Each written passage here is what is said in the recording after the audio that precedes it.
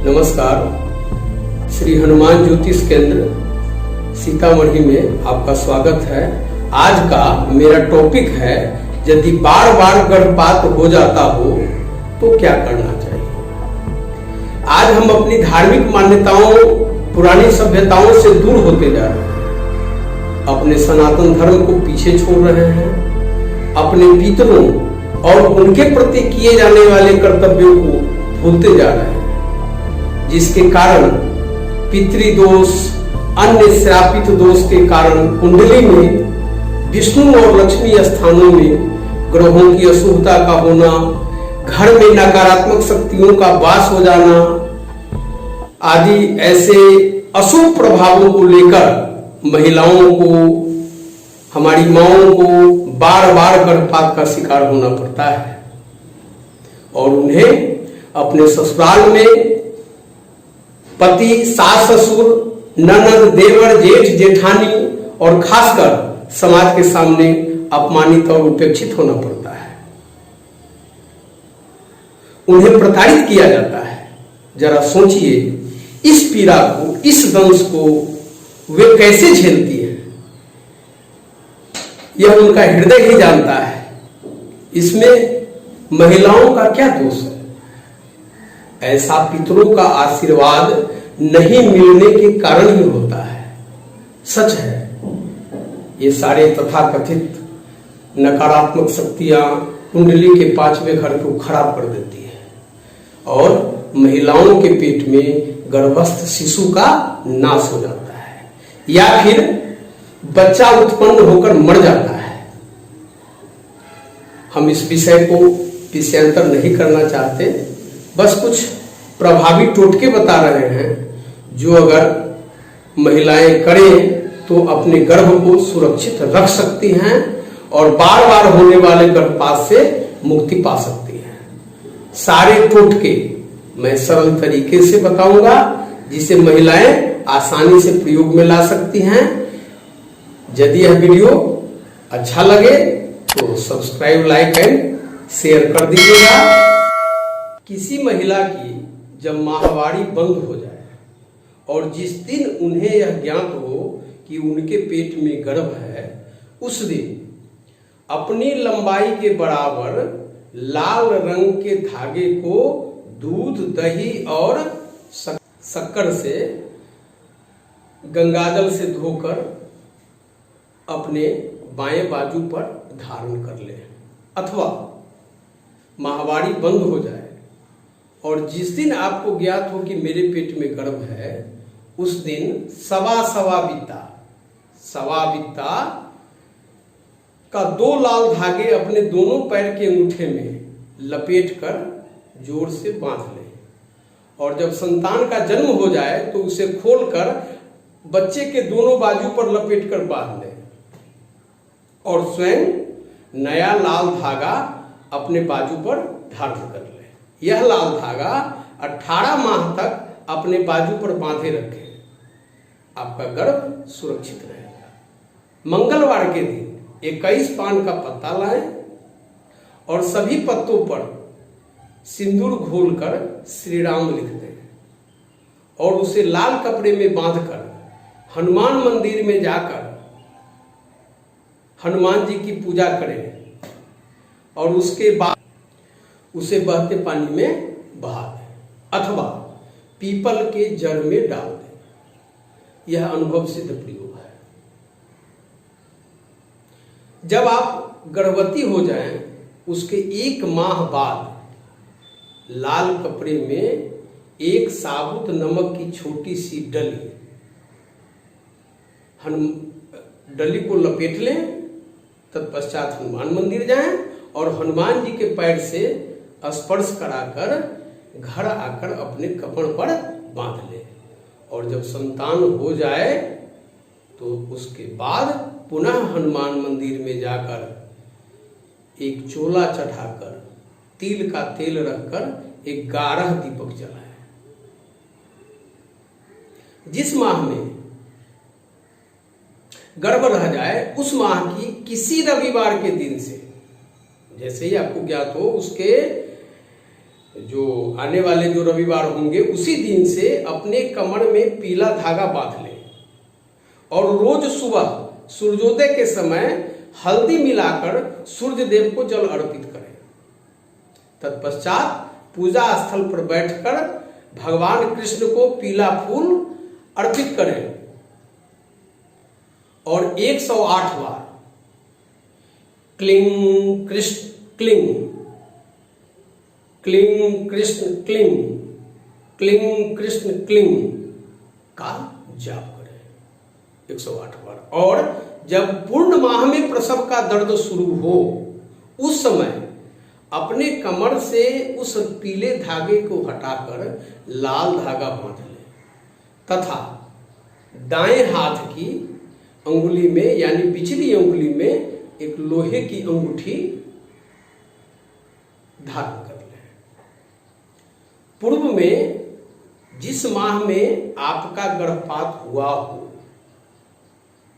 और इसके अगली बार जब आप गर्भवती हो तो जिस माह में पहला बच्चा खराब हुआ है उस माह से किसी अन्य धार्मिक स्थल पर कमरा किराए पर लेकर कम से कम 5 माह तक वहीं रहे।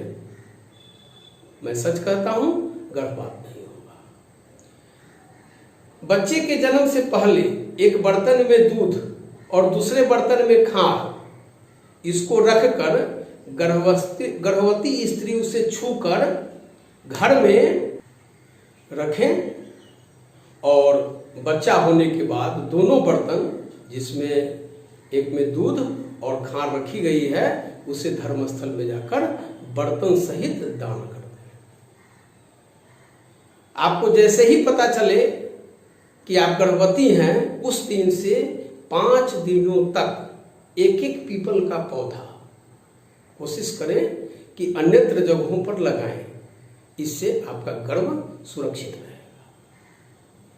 अपने शयन कक्ष में बाल रूप भगवान श्री कृष्ण का फोटो लगाएं और प्रफुल्लित मन से आनंदित मन से उन्हें देखते हुए यह कहें कि हे प्रभु, जैसे आपने उत्तरा के गर्भ की रक्षा की थी उसी तरह हमारे गर्भ की रक्षा कीजिए। ऐसा कहते हुए ओम नमो भगवते वासुदेवाय नमः का 108 बार प्रत्येक दिन जाप करें।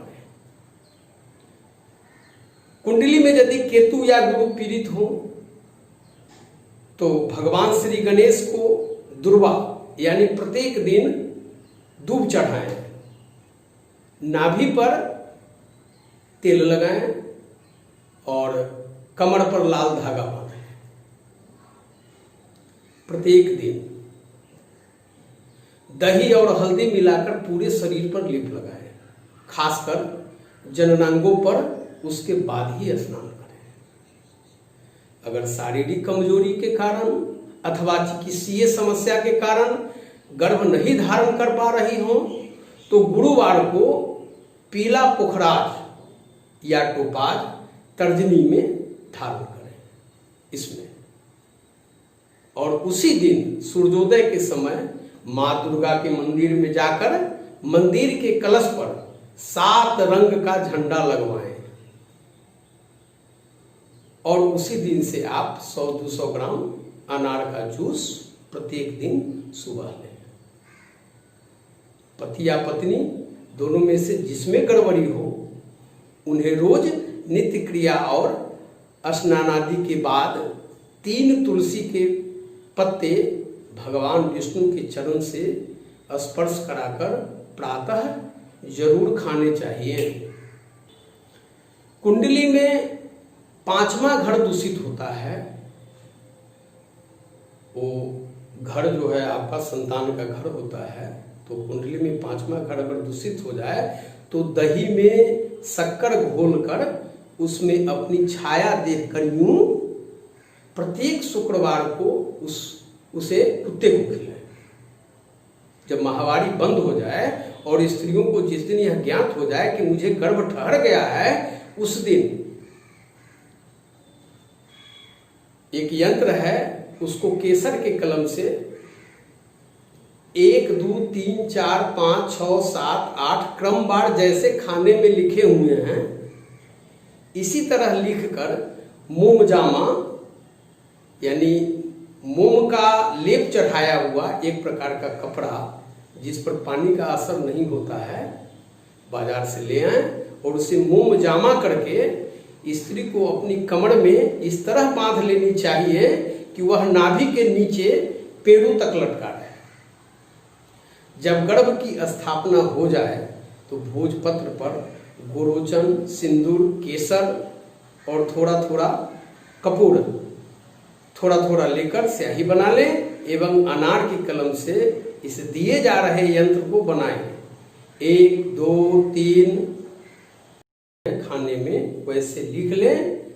तत्पश्चात धूप दीप दिखाकर स्त्री को अपने गले या बाजू में धारण कर लेने चाहिए, यानी कि बाजू में या गले में इसको धारण कर लेना है।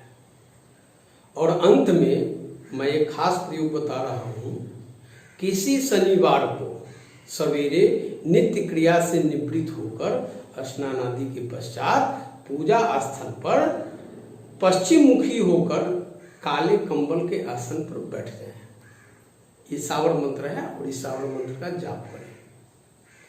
ओम नमो आदेश गुरु का जय जय जय जयकार, गोरख बैठा घोरवार, जब लख गोरख जाप करे, जब लग राज विभीषण करे, गोरा कात्या कातना ईश्वर मांध्या गंडा राखो, श्री हनुमंत बजरंग जो छिटका पड़ता, अंडा दूध पूत ईश्वर की माया, पड़ता गर्भ श्री गोरखनाथ जी रखाया, मेरी भक्ति गुरु की शक्ति, फूरो मंत्र ईश्वरो वाचा। इस मंत्र का जाप पूरे दिन संध्या काल तक जब भी समय मिले आप अपने दैनिक कार्यों को भी करते रहें और तत्पश्चात इसे भी करें। इससे मंत्र की सिद्धि हो जाती है। और शाम सूर्यास्त होने के बाद एक काला धागा 1.25 हाथ का लेकर 21 बार इस मंत्र को पढ़ें और हर मंत्र पढ़ने के बाद काले धागे पर फूंक मारते जाएं। तत्पश्चात पति से अपने कमर पर बंधवा लें। इस क्रिया को महिलाएं स्वयं कर सकती हैं या फिर उनका पति भी ऐसा कर सकते हैं।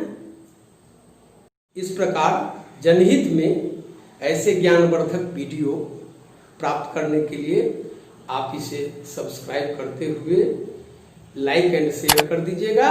नमस्कार।